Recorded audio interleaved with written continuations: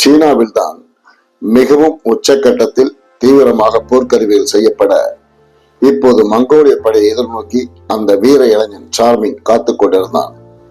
மங்கோலிய இனத்தின் ஒரு வீர இளைஞன் காந்தன் என்பவன் ஒரு பெரும் படையோடு சீன எல்லையின் காட்டுக்குள் புகுந்து கொண்டிருந்தான். எப்போது நுழைந்தாலும் சீனாவை மிக இலக்காரமாக பார்ப்பதுதான் மங்கோலியர்களின் வழக்கம். திமுதிமு என்று உள்ளே நுழைந்து மூங்கில் ஆயுதங்களால் ஒரு 1000 பேரை குத்தி கீழே சரித்து விட்டாலே மங்கோலிய படைகள் மிக அற்புதமாக முன்னேறி செல்லும். சீன வீரர்கள் கூட்டம் கூட்டமாக பின்வாங்கி உயிர் பிழைத்தால் போதும் என்று அடங்கி போக கிடைத்த பொருள், கிடைத்த இறை, கிடைத்த பெண்கள், கிடைத்த வல்லுநர்கள் போன்றோரை அபகரித்துக் கொண்டு ஒரு பெரும் புயலை கிளப்பிவிட்டு செல்வதுதான் மங்கோலியர்கள் வழக்கம்.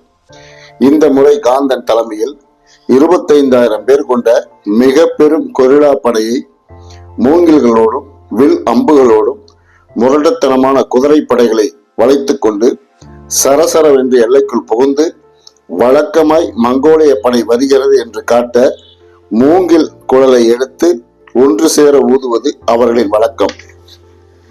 அதே போல் சார்மிங்கிற்கும் இந்த முறை மங்கோலியர்கள் எல்லையில் வந்ததுமே செய்தி கொடுக்கப்பட்டது.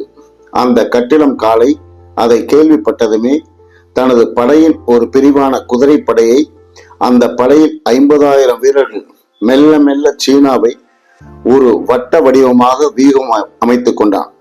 இப்போது அந்த சீனாவின் வட்ட வடிவமாக நெருங்கி குதிரை வீரர்கள் வியூகம் இது காந்தனுக்கு தெரியாது. இன்னொரு புறம் யானை படையை யூ வடிவில் அமைத்துக் கொண்டான். இதுவும் காந்தனுக்கு தெரியாது. அவனுக்கு சொன்னதெல்லாம் வழக்கம்போல் காலாட்படையும் கொஞ்சம் குதிரைப்படையும் அணிவகுத்து நிற்கும், அவ்வளவுதான் தெரியும். ஆனால் இப்போது நடப்பது வேறு மாதிரி.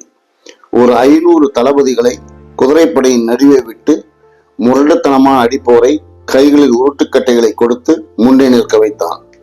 இன்னொரு 500 தளபதிகளை வட்டமாக நிற்கும் வீரர்களுக்கு 500 பேர்களுக்கு ஒருவராக குழல் ஊதி சமிக்ஞை செய்ய கட்டளையிட்டிருந்தான். இந்த போரை பற்றி சொல்ல வேண்டுமானால் அந்த மாவீரனின் நோக்கம் சீன வீரர்களின் சாவு மிக குறைந்திருக்க வேண்டும். அதே சமயம் மங்கோலியர்களில் ஒருவன் கூட அந்த நாட்டிற்கு உயிரோடு திரும்பக்கூடாது. மீண்டும் ஒரு முறை சீனாவை பற்றி நினைத்து பார்க்க கூடாது.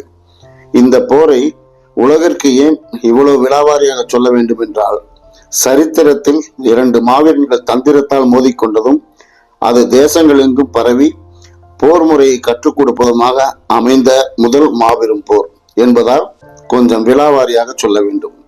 அடுத்து மங்கோலியர்களை அடக்கி கட்டுப்படுத்துவேன் என்று இறங்கிய காந்தனும் அந்த கூட்டத்தில் பிறந்ததும் அவர்களில் ஒருவனானான். அவனது அந்த பிறவி தாக்கம் உணராமல் சீனாவை தோஷம் செய்வதிலேயே அமைந்து விட்டதும் ஒரு முக்கிய காரணம். சரி, விஷயத்திற்கு வருவோம். இப்போது வழக்கம்போல் வெறி கூச்சலிட்டு உள்ளே ஓடி வந்த மங்கோலிய படைகள் சீன படைகளோடு மோத ஆரம்பித்தனர். சீன வீரர்கள் பெருபெரும் கட்டைகளை, சுமார் 7 அடி நீள உரளைகளை, கருந்தேக்குகள், அதை கொண்டு குதிரைகளின் கால்களில் முடேர் என்று தாக்க வீரர்கள் விழுவதற்கு பதிலாக குதிரைகள் விழ காந்தன் யோசிக்க ஆரம்பித்தான். என்ன, இது சீனாவின் போர் முறையே மாறுகிறது என்று யோசிக்கும் முன் யூ வடிவமான யானைப்படை மெல்ல மெல்ல கொரில்லா தாக்குதல் புரியும் மங்கோலியர்களை நெருங்கி கல் உருண்டைகளை மானாவாரியாக மங்கோலியர்கள் மேல் வீச துவங்கினார். காந்தன் உடனடியாக தங்கள் படைகளுக்கு உத்தரவிட்டான். பாவடிவில் யானைப்படைகளை வளையுங்கள் என்று கத்த, அதேபோல் சுற்ற, ஐயோ பாவம், 50,000 குதிரைகள் திமுதிமு என்று மங்கோலிய படைகளை சுற்றி வளைக்க காந்தன் அதிர்ந்து போனான். மிக வசமாக மாட்டிக்கொண்டோம் என்று தெரிந்ததும் தன் படைகளும் தானும் பிழைத்தால் போதும் என்று ஓடி விடாமல் தன் படைகளை காயமடையாமல் மலமளவென்று கீழே விழுந்து பதுங்கிக் கொள்ள கட்டளையிட்டான். உடனடியாக அது நடந்தது.